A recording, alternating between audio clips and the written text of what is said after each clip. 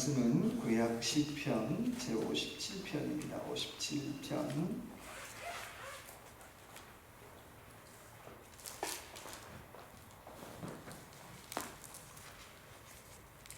1절에서 5절까지만 보겠습니다. 나중에 또 있고요. 1절에서 5절까지 우리 같이 읽겠습니다. 하나님이여 내게 은혜를 베푸소서, 내게 은혜를 베푸소서. 내 영혼이 주께로 피하되 주의 날개 그늘 아래에서 이 재앙들이 지나가기까지 피하리이다. 내가 지존하신 하나님께 부르짖으며 곧 나를 위하여 모든 것을 누리시는 하나님께로다. 그가 하늘에서 보내사 나를 삼키신 비방에서 나를 구원하실지라. 셀라. 하나님이 그의 인자와 진리를 보내시리로다. 내 영혼이 사자들 가운데서 살며 내가 불사르는 자들 중에 누웠으니 곧 사람의 아들 중에라. 그들의 이는 창과 아살이요 그들의 혀는 날카로운 칼 같도다. 하나님이여 주는 하늘 위에 높이 들리시며 주의 영광이 온 세계 위에 높아지기를 원합니다. 아멘. 제목 한번 읽어볼까요? 다윗의 믹담시 인도자를 따라 알다스에서 맞춘 노래. 다윗이 사울을 피하여 굴에 있던 때에 라고 말씀하고 있어요. 오늘 저와 여러분이 읽은 시편 57편은 유명한 알다스에서 맞춘 노래예요. 알다스에시라는 곡조는 어떤 곡조죠? 하나님 나를 멸하지 마옵소서. 쉬운 말로 말한다면 하나님 나 망하면 안 됩니다. 하나님 나 좀 정말 도와주셔야 됩니다. 하나님 우리 가정 우리 사업장 하나님 나를 정말 좀 도와주셔야 됩니다. 나 이대로 망하면 안 됩니다 라고 하는 그런 곡조로 부른 노래예요. 조금 더 들어간다면 하나님 나 좀 살려주세요. 우리말로 하면 하나님 나 좀 살려주세요 라고 하는 곡조로 부른 시편이라고 하는 거예요. 57편, 58편, 59편, 75편 다 알다스에서 곡조로 부른 시편이에요. 그 얘기는 얼마나 다윗의 인생에 하나님 나 좀 살려주세요, 하나님 나 이대로 망하면 안 됩니다 라고 했던 그런 절망의 시간이 얼마나 많았던가를 우리가 볼 수 있습니다. 이번에 한국에 한반도에 태풍이 지나갔죠. 흰남노라고 하는 태풍이 지나갔는데 저도 그랬고 여러분도 아마 그랬을 것 같아요. 하나님 정말 우리나라 좀 살려주세요. 물가는 올라가죠. 달러가 올라가죠. 전쟁으로 어려움이 있죠. 중간에 끼어서 참 여러 가지 어려움이 있어요. 근데 거기다가 태풍까지 오면 하나님 안 돼요. 좀 오더라도 좀 비껴가게 해주세요. 오더라도 좀 덜 피해 있게 해주세요. 한 사람도 피해 입지 않기를 원했는데 통계해 보니까 12명의 사상자가 발생했어요.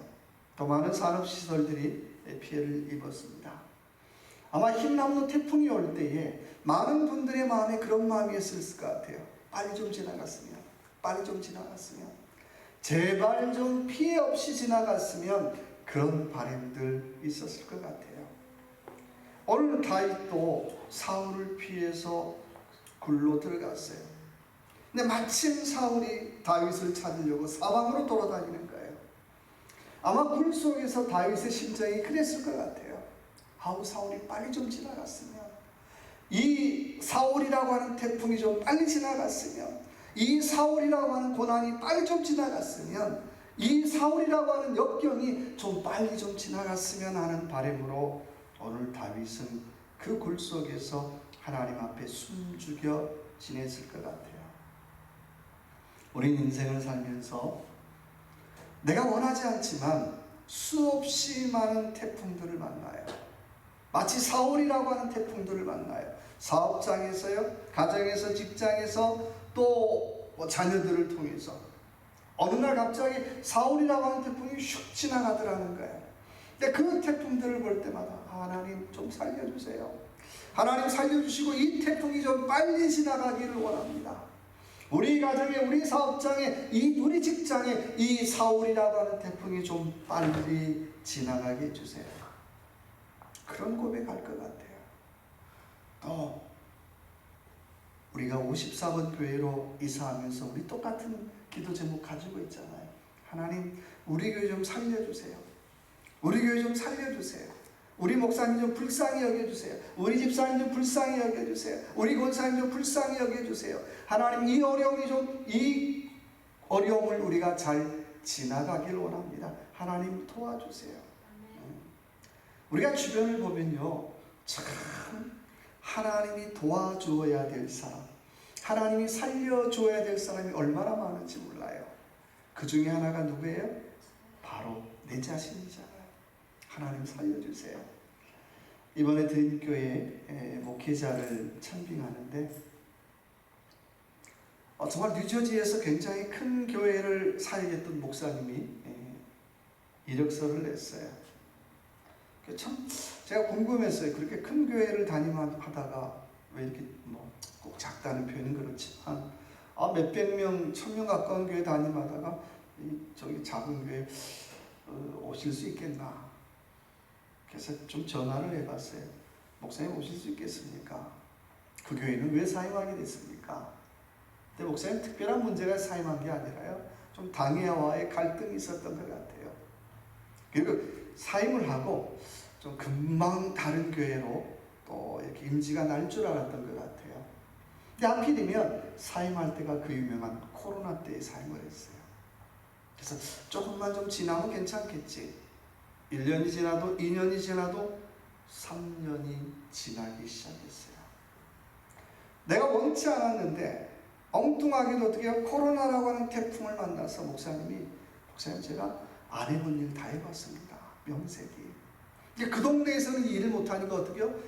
넘어가서 줄을 넘어가서 몰래 일하고 몰래 일하고 그랬다는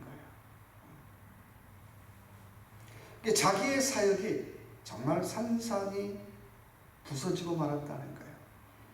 내가 코로나 태풍 덕에 안 해본 일도 해봤다는 거예요.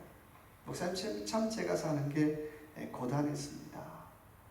그래서 제가 마지막으로 하나님 나 좀 살려주세요 라고 하는 그 심정 가지고 저 드림교회를 내가 지원하게 됐습니다 라고 하는 고백을 했어요. 여러분, 누가 세상에 코로나 태풍이 올지 누가 알았겠어요?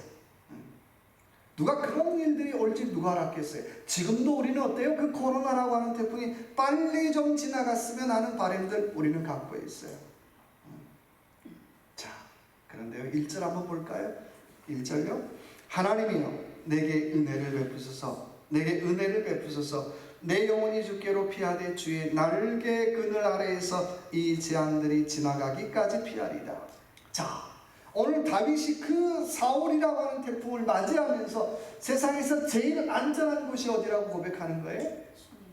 세상에서 제일 안전한 곳은 다른 게 아니라 주의 그늘 아래가 가장 안전하다는 거예요. 그 많은 태풍들을 만나보니까 그래도 가장 안전한 것은 주의 그늘 아래, 하나님 은혜 안에. 우리 불렀던 찬양처럼 그래도 은혜로다. 하나님의 은혜가 가장 안전하고 편하더라는 거예요. 우리는 이번에 한국에 흰남노가 오는데 매일 방송에서, 저도 이제 한국에 가족들이 있으니까 걱정돼서 보잖아요. 매일 안전수칙현, 창문을 X자로 붙이면 안 되고 문틈을 다 막아야 됩니다. 테이프는 종종 다 붙여요. 제가 속으로 그건 나중에 다 어떻게 뜯어? 뜯은 다음에 어떻게 해요? 아마 자국들 나오면 그 아파트가 뭐가 될까? 별의별 생각이 다 나는 거예요. 후레쉬를 준비하십시오. 비상식량을 준비하십시오. 그런 안내 방송들이 계속 나오는 거예요. 심지어 캔자스에 있는 럭셔리 서바이벌 콘도라고 하는 회사가 있어요. 그 회사는 지하 57층짜리, 몇 년 전 얘기해요. 53m의 핵 미사일 경납고를 샀어요.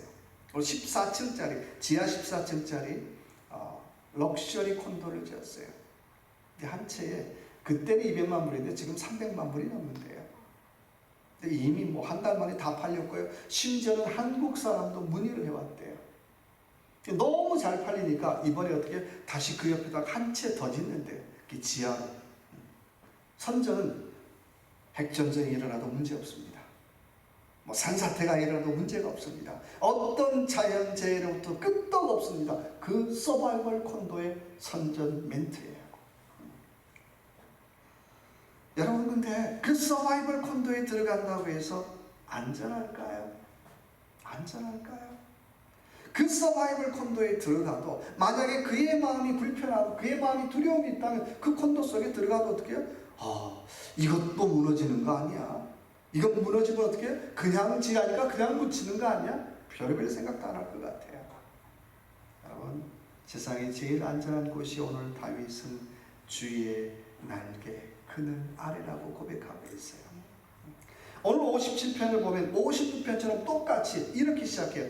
하나님이여 하나님이여 내게 은혜를 베푸소서라고 고백하고 있어요. 다윗 세상에 안전한 곳 안 찾아봤겠어요?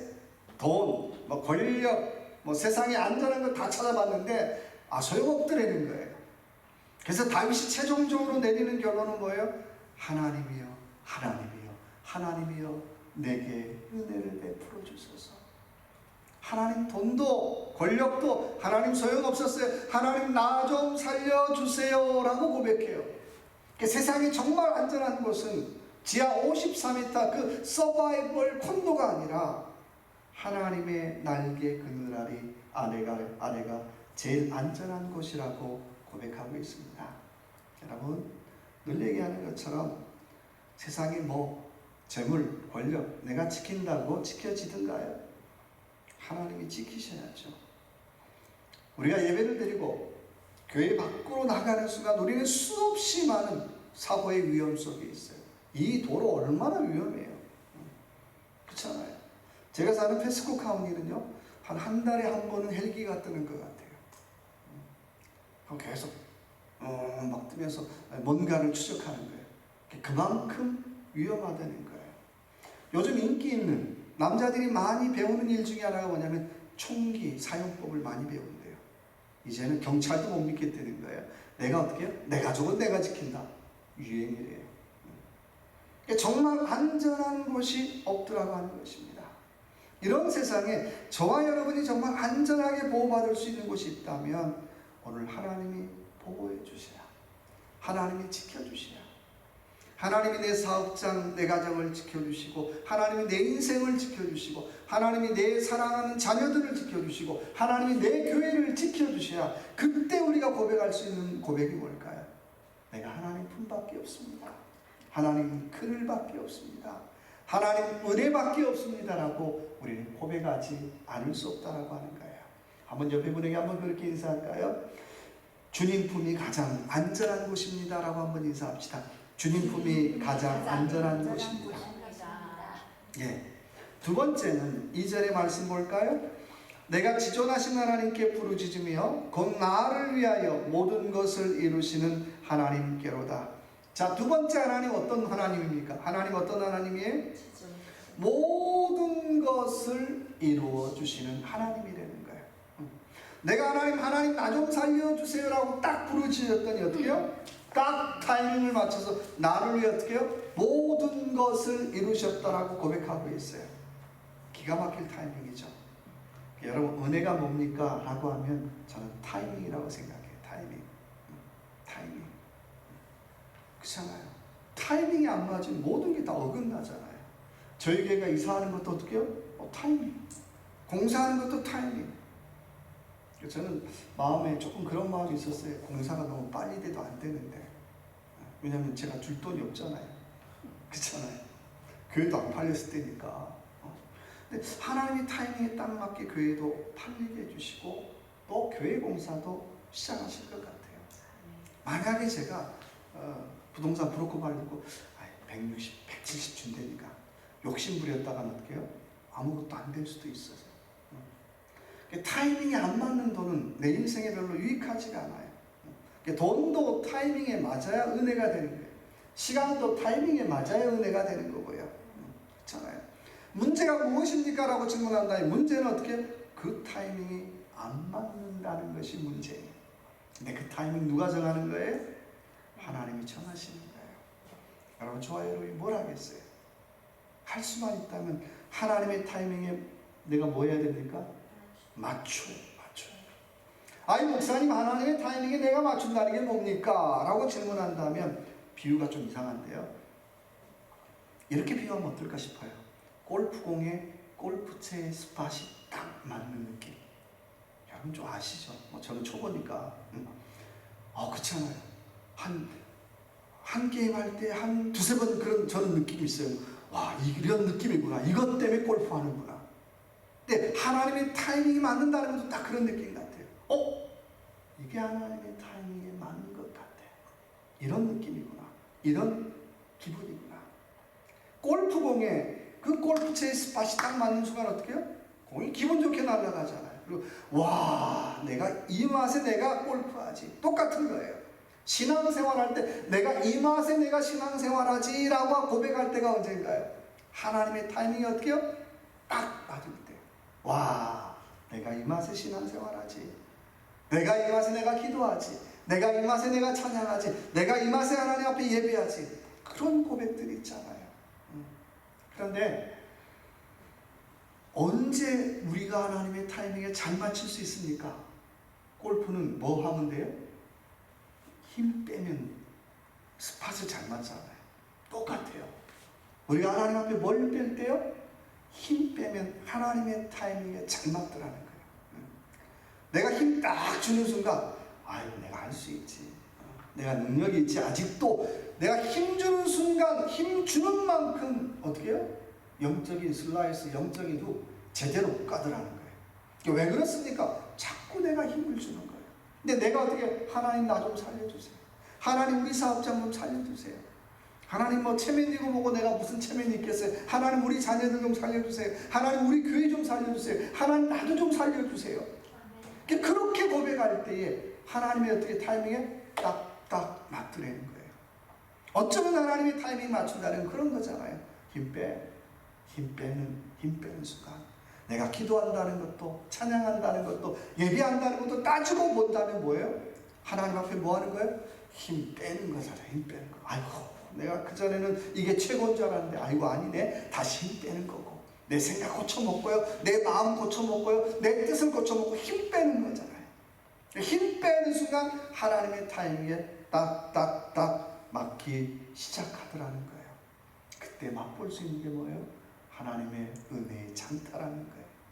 야, 내가 내 실력으로 했으면 내가 요거밖에 못했을 텐데, 내가 내 능력으로 했으면 요거밖에 못했을 텐데, 하나님의 타이밍에 맞추면 내가 생각하지 않은 일을 하게 되고요, 내가 생각하지 않은 일을 이루게 되고요, 내가 갈 수 없는 곳에 가는 놀라운 역사가 일어나더라는 것입니다.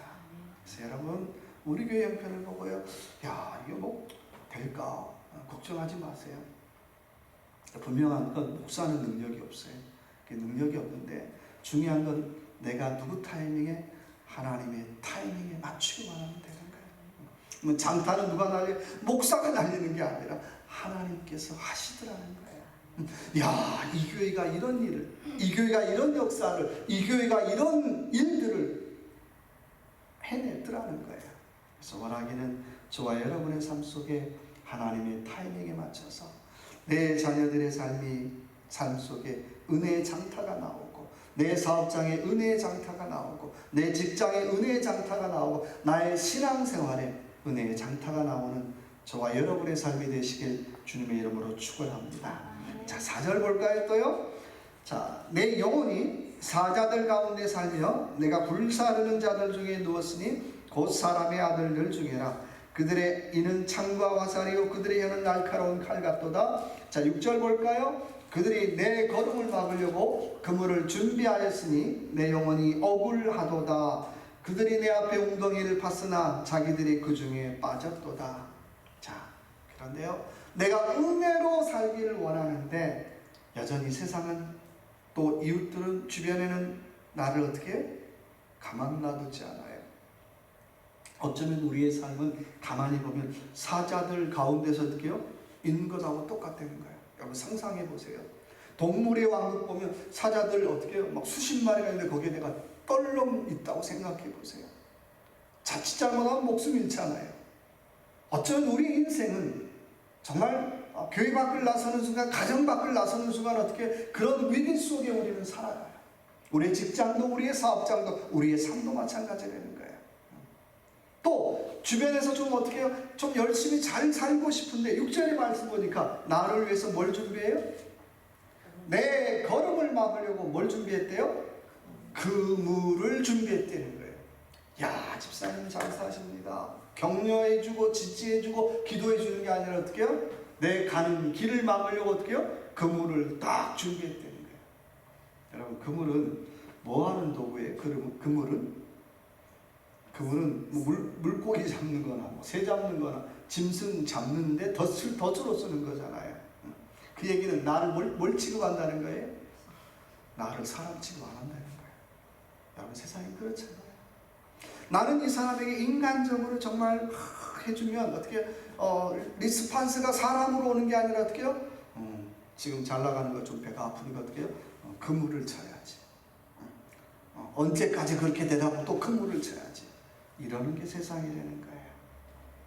여러분, 오늘 저와 여러분의 삶, 그래도요, 우리의 사업장, 우리의 직장, 어찌 보면 늘 사자들 가운데 살아가는 거예요.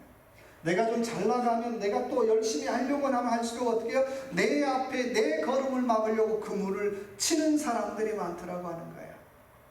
그러나 그럴 때마다 다시 한번 힘내서 어떻게 해요?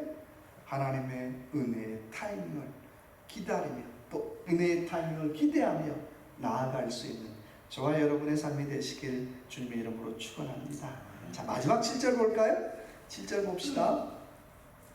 자, 하나님이여 내 마음이 확정되었고 내 마음이 확정되었사오니 내가 노래하고 내가 찬송하리로다. 자, 이건 제 해석이에요. 자, 그래도 하나님께 말뚝 박으라. 말뚝.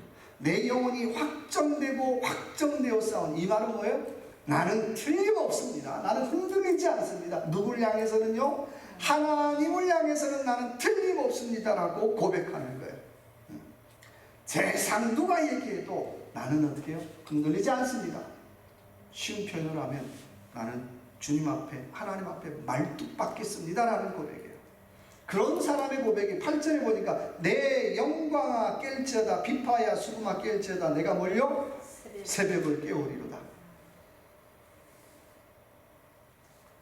이 말뚝이라는 얘기는 제 얘기가 아니고요, 확정이라는 그 히브리어 뜻 속에 말뚝이라고 하는 뜻을 가지고 있어요.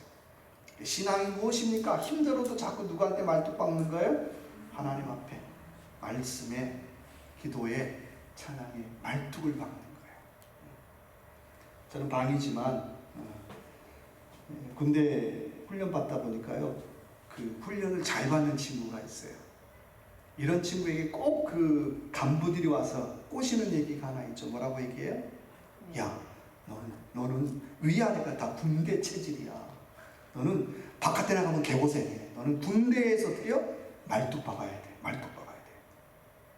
근데 아무나 저 같은 사람한테 너는 군대 체질이야 이런 얘기 한 번도 저는 들어본 적이 없어요. 저는 어떻게 해요? 너는 뭐 그냥 관심도 별로 안 둬요. 근데 정말 훈련 잘 받고요, 정말 잘하는 친구한테 어떻게, 너는 군대 체질이야. 딱 봐도 군대 체질이야. 넌 군대에 어떻게 말뚝 박아야 돼요.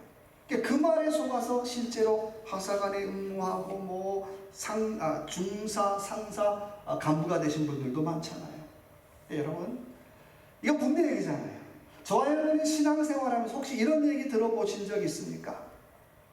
야, 당신은 그 교회의 체질이야. 그 교회에 말뚝 박아야 돼. 당신은 신앙생활하는 것이 체질이야. 당신은 어떻게 해요? 신앙에 말뚝 박아야 돼. 당신은 말씀 보는 게 당신의 체질이야. 말씀에 말뚝 박아야 돼. 당신은 기도하는 게 체질이야. 기도에 말뚝 박아야 돼. 이런 얘기 들어보셨나요? 우리 별로 못 들어봤잖아요. 저도요. 저도 당신은 목사하는 게 좋을 것 같아. 그 정도지 당신은 정말 앞과 뒤가 목사하는 게 딱 좋아. 당신은 목회에 말뚝 박아야 돼. 그런 얘기 한 번도 들어본 적 없어요. 여러분, 신앙은요, 힘들어도 말뚝 박는 거예요. 기도에, 말씀에, 찬양에. 삶이 어려웠더라도 다시 한번 믿음의 망치를 들고 말뚝 박는 거예요. 하나님, 내가 기도에 말뚝을 박겠습니다. 하나님, 오늘도 내가 말씀에 말뚝을 박겠습니다. 우리 가정, 우리 사업장, 우리 직장 너무 힘들고 어려운데 하나님, 내가 말뚝 박을게요. 정말 그렇게 영적으로 말뚝박는 사람이 고백하는 말. 자, 뭐라고 고백합니까? 자, 7절에 보니까 어떻게요? 8절에 보니까 내 영광아 깰지어다 비파야 수금아 깰지어다 내가 어떻게 해요? 새벽을 깨우리로다. 여러분, 새벽은 내가 깨운다고 해서 깨우는 거 아니잖아요. 기다려도 어떻게 해요? 지절로 와요. 근데 내가 새벽을 깨우겠다는 얘기가 뭘까요? 새벽이 왔다는 얘기는 이제 뭐가 끝났다는 거예요? 밤 끝났다.